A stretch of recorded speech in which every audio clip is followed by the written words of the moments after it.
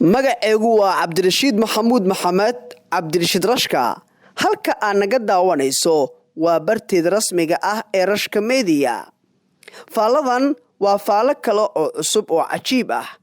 Magaalada caasimadda ah ee Muqdisho waxa ay martigelinaysaa bilowga bisha Oktoobar ee sanadkan 2020 laba show oo miisaankooda iyo sidoo kale heerkooda uu sareeyo isla markaana isbabaryaacaya kaasi oo hadda mashquulka labada show laga dareemayo magaalada caasimadda ah ee Muqdisho. Labada show ayaa waxa ay noqdeen hadalhaynta ugu badan ee barbaarta inta badan ku kulanta baraha bulshada iyo sidoo kale goobaha lagu caweeyo ee caasimadda. Sidoo kale labadan show waxaa dad badan ay qasab ku noqotay in ay u soo safraan caasimadda si aan looga sheekeynin in labada show midkood ay ka qayb qaataan. Inta aan u gudbin faaladan iyo muuqaalkan cusub oo aad ka daawanayso barteeda Rashka Media, waxaan ku weydiisanayaa si naxariis leh in aad muuqaalkan la garayso si uu u gaaro saaxiibo badan. Sidoo kale waxaan ku weydiisanayaa si naxariis leh oo aan kaaga codsanayaa in muuqaalkan aad ii saarto subscribe si aan u helo saaxiibo badan oo aan jecel lahay sida adiga oo kale. Sidoo kale ha moogaan in aad share garayso si ay u gaaraan muuqaalkan asxaabtaada. Saaxiib, halkan waa hoyga madadaalada iyo murtida. Haddii aad ku soo biirto halkan waxaa si joogta uga heli doontaa wax walba oo ku xiiso geliya. Markan aynu gudaha u galno faaladan ama muuqaalka cusub ee maanta. Bisha Oktoobar ee sanadkan 2020 Muqdisho waxa ay u noqonaysaa maalmo ay martigelin doonto bandhig faneedyo aad u badan isla markaana ay noqonayaan kuwii ugu saameynta badnaa ee lagu qabto Muqdisho.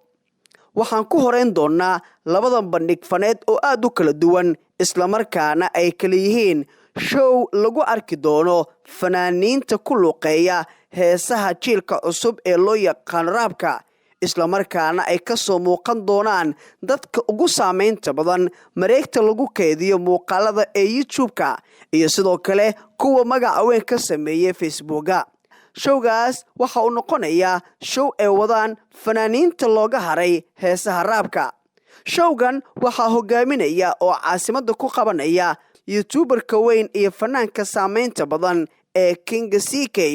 Sidoo kale waxaa ku lamaasan oo habeenka lagu arki doonaa showgan fanaaniin ay qayb ka yihiin fanaanka guuleystay ee marna aan la hor istaagi karin ee alfanaan Sharmaarka Cabdinaasir Maxamed oo aad u taqaaniin Sharma Boy. Sidoo kale waxaan laga soo tegin King Arash, waxaana uu ku mudaysan yahay in Muqdisho laga hirgeliyo oo lagu qabto habeenka 1 bisha Oktoobar taasoo ku beegan toddobaadkan. Showgaas habeenka Jimcaha waxa uu noqonayaa show iminka qabanqaabadiisa laga dareemayo caasimadda, waxaana goor hore dadku ay bilaabeen in tikidhadu ay jirtaan. Waa kan King CK oo si rasmi ah uga hadlaya showga uu ku qabanayo magaalada Muqdisho. Showgan saameynta badan waxyaabaha cajiibka ah ee xiisaha u sii yeelaya ayaa qayb ka ah marka masraxa ay soo wada koraan saameynta King CK oo lagu xoojiyay Sharma Boy oo lagu sii dharbaaxay King Arash. Halkaas waxaa noqonaysaa masraxiyad faneed oo waali ah isla markaana aan lagu caajisi karin. Showgan waxa uu sidoo kale u wataa madadaalo iyo sidoo kale murti xiiso badan iyadoo lagu soo bandhigi doono riwaayado goosgoos ah oo kaftan badan. Dad badan ayaa haddaba waxa ay sii leeyihiin showgan waxa uu noqon karayaa showga ugu badan oo ay ka qayb galaan da'yar aad u badan kuwaas oo aad u jecel heesaha jiilka cusub ee raabka. Sidoo kale waxaa la filayaa taageerayaasha faraha badan ee King CK iyo Sharma Boy in habeenka showga ay noqdaan kuwa soo buuxdhaafiya. Tikidhadu hadda waxa ay noqdeen dadku inay jirtaan isla markaana showgan ay ka faa'iideystaan. Ha iga tegin sidoo kale 3 isla bisha Oktoobar Muqdisho waxa ay martigelin doontaa show si aad loo sugayay isla markaana muddo ay socoto qabanqaabadiisa kaasi oo uu hogaaminayo Qamar Suugaani. Showgan waxa uu noqonayaa show xiiso badan waxaana Qamar ku lamaanaysan fanaaniin ay ka mid yihiin Qadar Keyow, Dayax Dalluushe, Shaadi Sharaf iyo kuwa kale. Waana xidigaha Muqdisho iyo Qamar Suugaani. Showgan kal hore ayuu ka baaqday in lagu qabto Ilayd waxaase hadda lagu qabanayaa habeenka sabtida oo hadda ay soo galayso 3 bisha Oktoobar restaurantiga caanka ah ee Peace House. Khamar Suugaani oo imika haysta fanaaniin saameyn badan ayaa waxa uu rajaynayaa showgiisa inuu qayb ka noqdo showyada ugu saameynta badan ee lagu qabto caasimadda.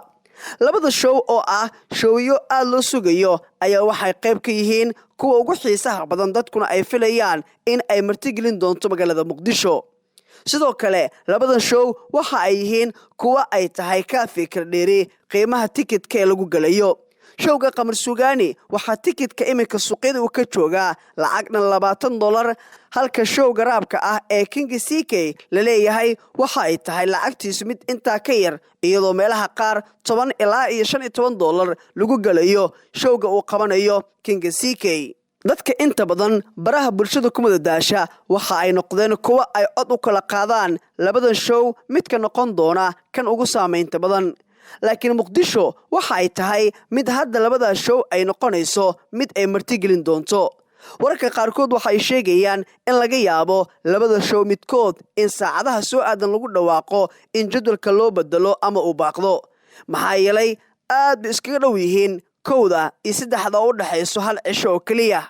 inkastoo magaalada uu ku soo horeeyay Khamar Suugaani kaasi oo kol hore baraha bulshada uu soo galiyay in show uu qabanayo ayaa haddana inta badan kooxda u qaban qaabinaysa showga Khamar Suugaani oo aad loo dhaliilayo ayaa hadda waxa leeyahay waxa durbadiiba ka saameyn badan showga ay wadaan King CK kaasi oo hadda lagu baahiyay inta badan baraha bulshada. waxa uu yahay sidoo kale mid saameyntiisu ay tahay mid aad u sareysa iyadoona ay YouTubero kala duwan ay baahinayaan showgaasi oo la siinayo buubuunintii u baahnaa. la arki doonee labadan show mid magaalada qabsada isla markaana dadka inta badan soo jiita. muuqaalkan saaxiib waxaad kala soconaysay barteeda rasmiga ah ee Rashka Media. waxaan si naxariis leh aan kaaga codsanayaa oo aan ku weydiisanayaa saaxiib in aad muuqaalkan like saarto si uu gaaro asxaab badan. sidoo kale muuqaalkan share garay. sidoo kale waxaan kaa codsanayaa inaad barteeda subscribe tiraahdo. si joogto ah waxaad nooga heli doontaa macluumaad dhammaystiran iyo sidoo kale madadaalo iyo xog walba oo aad u baahan tahay. farsamada iyo dhanka qurxinta muuqaalada aad daawataan waxa alaab iga caawiya saaxiibkay Cabdixaliim Maxamed Sharboole. mahadsanidin.